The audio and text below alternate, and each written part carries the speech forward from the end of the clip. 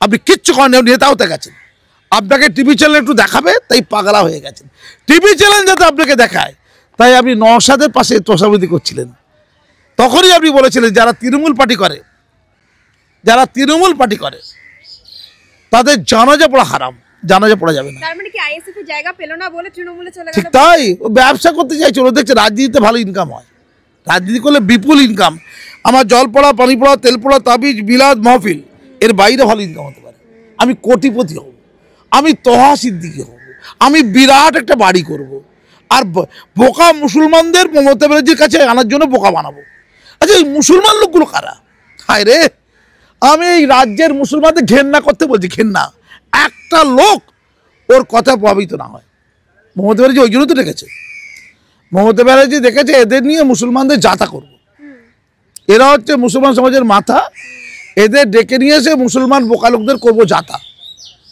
তো আমি পরিষ্কার বলছি, উনি বলেছেন যে যারা তৃণমূল পার্টি করছে তাদের জানাজার নামাজ, মরে গেলে একটা শেষ নামাজ হয় ওই ব্যক্তির নাম, তাকে বলে জানাজার নামাজ, তাদের জানাজার নামাজ পড়া নিষিদ্ধ। তাহলে কি এখন মুসলমানরা, যেহেতু কাসেম সিদ্দিকি তৃণমূলে গেছেন এবং নেতা হয়ে গেছে, ছোটোখাটো হয়ে যান, পুরো party, direct party, MP MLA নয় কিন্তু, জনপ্রতিনিধি নয় না কিন্তু, এটা যে মমতা ব্যানার্জি থুতু, মমতা ব্যানার্জি থুতু দিলে কি পয়দা হয়? একটা জেনারেল সেক্রেটারি পয়দা হয়। মমতা ব্যানার্জি ডাইরেক্ট থুতু দিয়েছে মুখে, কার? কাসেম সিদ্দিকির মুখে, যে কিস্তি দিয়েছিল, সঙ্গে সঙ্গে জেনারেল সেক্রেটারি পয়দা হয়ে গেল। এটা কি মমতা ব্যানার্জির মলমূত্র বলবো না, মলমূত্রটা খারাপ কথা, থুতুটা বলবো, এটা মমতা ব্যানার্জি থু হয়ে গেল জেনারেল সেক্রেটারি, গায়ে মেখে নোংরা আবর্জনার গু। ক্লিয়ার? এইটা হচ্ছে স্ট্যাটাস, যোগ্যতা। এখন ভালো গাড়িতে ঘুরবে, ভালো ঘরে বসবে, ভালো মাল্লু খাওয়াবে, চিটিংবাজি করবে, মস্তারি করবে, চাকরি দেওয়ার নাম করে তোলা আদায় করবে, কত নেশা, কি পেশা।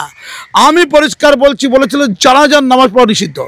তাহলে কাসেম সিদ্দিকি তৃণমূলে গেছে, তার কি জানাজার নামাজ পড়া নিষিদ্ধ? ব্যাগ উত্তর দিন। আমি ফুরপুরা শরীফের 52টা পীরজাদাকে বলি, আপনারা কাসেম সিদ্দিকি মরে গেলে জানাজা নামাজ পড়াবেন না শ্মশানে জ্বালিয়ে দেবেন? এটা ক্লিয়ার করুন, এটা ক্লিয়ার করুন। একটা বড় টিভি চ্যানেল রিপাবলিক বাংলায় আমি ছিলাম, ও বলেছিল যে বিজেপির রাজত্বে মুসলমানরা খুব ভালো আছে, উত্তরপ্রদেশ যোগীদের কাছে টাটসে আছে মুসলমানরা, সেখানে কোরবানি হচ্ছে, সেখানে নামাজ হচ্ছে, সেখানে আজান হচ্ছে, সেখানে পীর দরগা হচ্ছে, সব হচ্ছে ডাটসে, আনন্দে আছে।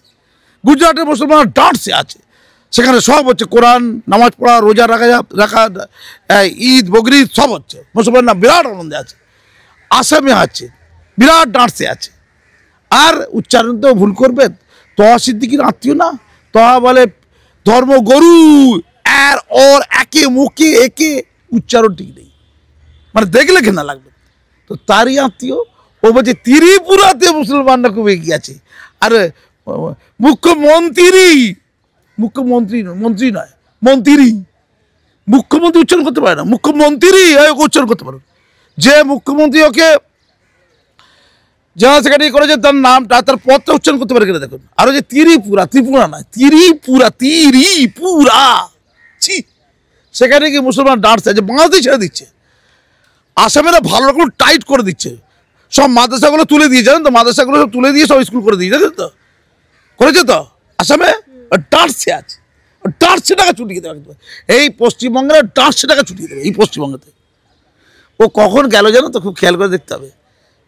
মানে মুসলমানদের সবচেয়ে বড় সর্বনাশটা কখন হচ্ছে, মুসলমানের দাবি করছে, আমি নয়। ওয়াকাব নিয়ে মুসলমানদের এই পশ্চিমবঙ্গে আন্দোলন করতে দেওয়া যাবে না, মমতা ব্যানার্জি বলেছে যে ওয়াকাব নিয়ে এখানে যদি তোমরা টু শব্দ করো, আমার চেয়ে বড় শত্রু কেউ হবে না। ওয়াকাব নিয়ে আন্দোলন করতে চলে যাও দিল্লি, যাতে নরেন্দ্র মোদী এখন ভালো পেটাতে পারে মোল্লাদের ধরে ধরে। নরেন্দ্র মোদী তো দিল্লি পেটাবে, ভালো পেটাবে। এটা মমতা ব্যানার্জি বলার পর রাজ্যের মুসলমান সমাজ খেপে লাল হয়ে গিয়েছিল, কিন্তু বিরাট আনন্দিত হয়েছিল কাসেম সিদ্দিকি।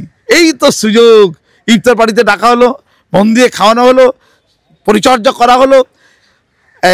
এ দাবি করছিল নওশাদ সিদ্দিকি তৃণমূলে নাকি ঢুকে যাচ্ছে, নওশাদ বলছে তৃণমূল আমাকে প্রপোজ করেছে, আমি যাইনি। তখন দেখলে এই তো সুযোগ, ভ্যাকেন্সি আছে, দিদির উপরে চাম করি, দিদি আমাকে যাতে পদ দিয়ে দেয়, আমি বিকল্প হব, নওশাদের বিকল্প আর তহা সিদ্দিকির বিকল্প, তাই চাম, লম্ফ। ক্লিয়ার?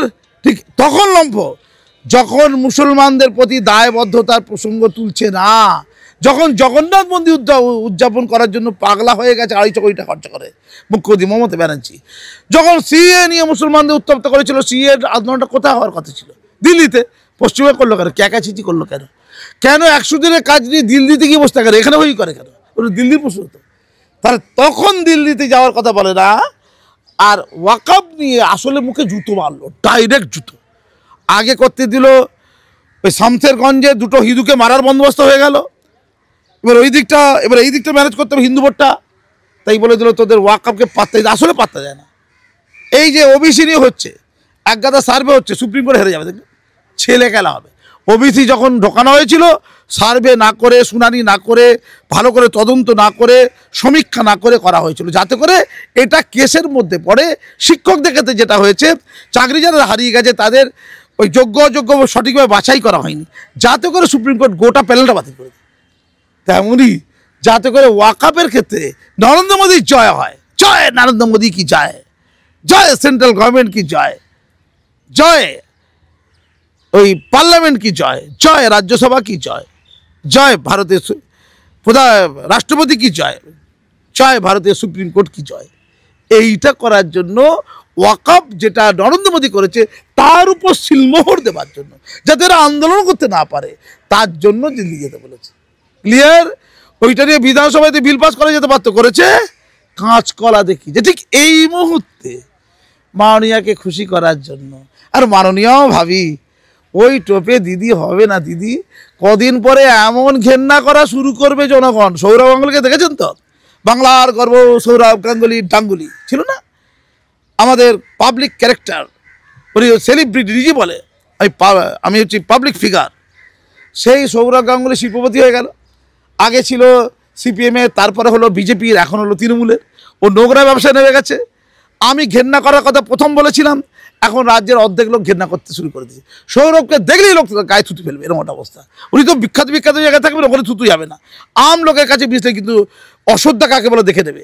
ঠিক তেমনই এই পীর আর পীরজাদার দল একটা সময় আক্রান্ত হবে। চ্যালেঞ্জ বলে রাখলাম, মানুষের চোখ খুলে যাচ্ছে। কিন্তু এরা যে কত বড় সমাজের কলঙ্ক, এরা যে কত বড় কোনো ধর্মীয় অনুষঙ্গের কলঙ্ক, কত বড় ব্যবসাদার, এটা যখন প্রমাণ হয়ে যাবে, ওই অনুগামীদের দলই পাথর নিয়ে ইট ছুঁড়ে পিছন দিকে যাবে, পিছনে দৌড়বে।